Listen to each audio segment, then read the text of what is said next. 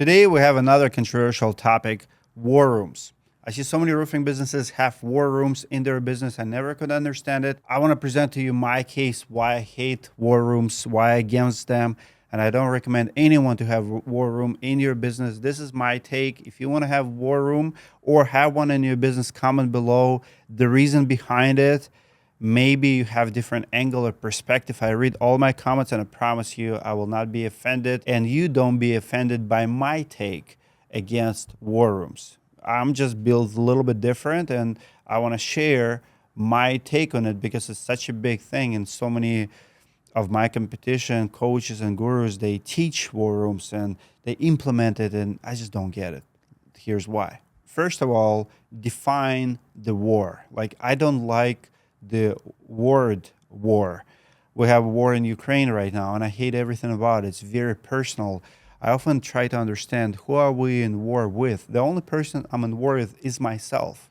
As long as I'm growing and I'm a better man than I was yesterday, I'm winning. And I don't need to be in war with the customers. I don't look at my competition as a war. I like to use different words in my business. I would not call any room in my business as a war room. I would call it a service room, or maybe problem solving room, or grow room. I get the idea and I read the definition, but they just don't fit any business model that I could respect. Here's 5 reasons why. Number 1, and I know I'm old school and not many people will agree with me, but for me, customer is always right. I mean, of course, if we're honest with ourselves, we do have Karens and we have crazy people out there who we cannot please, but I still believe that customer is always right, and if we go above and beyond to please them, we will win most of the time. So I'm not going to declare war on my clients or a situation, and I don't want to be in that state in general. So number 1, customer is always right, and this is just how I do things in all of my businesses. Number 2, I'm also not worried about my competition. When I'm in business and in war with myself. I'm the only competition I have. It's me that was yesterday versus me who is today. I have a blue ocean mentality. Read that book. It's a great book. Recently been recommended to me by Patrick Bet-David. But I believe there is a blue ocean out there, blue ocean of opportunities, and there's no need to fight for it. I don't believe that we live in a jungle and we have to fight to the top. You can find your niche and you can dominate it. I also believe that opportunities are endless. They're not spontaneous.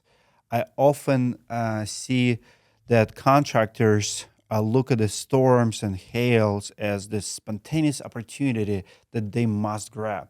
I look at the world of business a little bit different. I prepare for it in advance. For me, the storm is the bonus. It's the icing on a cake. It's on top of everything I'm already doing. I'm not building my business for the storm or around storm. I'm preparing for the storm. I'm always ready for the storm. Every day I come to the office, I'm preparing for more business. I'm preparing for influx of calls. I'm kind of 5 steps ahead. I know what's going to happen. Like even at event space now with the conferences, even at those events, we don't have war rooms because, again, we're not in war with everyone. We prepare. We go to those events, to those storm events or hail events, prepared to do whatever we have to do, to work hard. So no need war room to prepare for spontaneous event as long as you prepare for it, because opportunities are endless all the time. Reason number 4 is I would rather to focus on positive versus negative. Anything negative usually brings more stress and more anxiety than positive. It doesn't matter if you're raising your kids. You should not be raising them from the position of fear. I don't want to threaten my kid what will happen if he doesn't behave.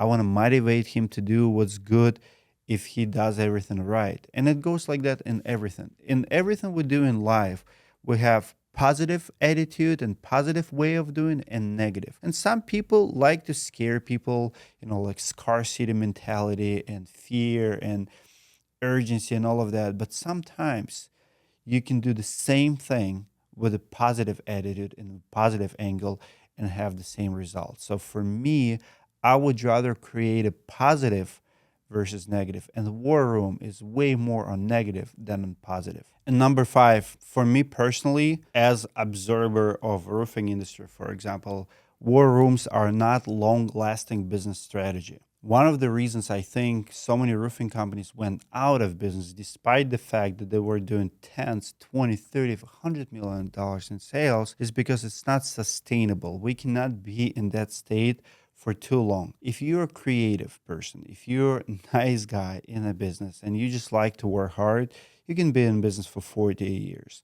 But numbers shows that the most aggressive ones, those are the types who will create this war room and kind of, if you watch the movie Wolf of Wall Street, right?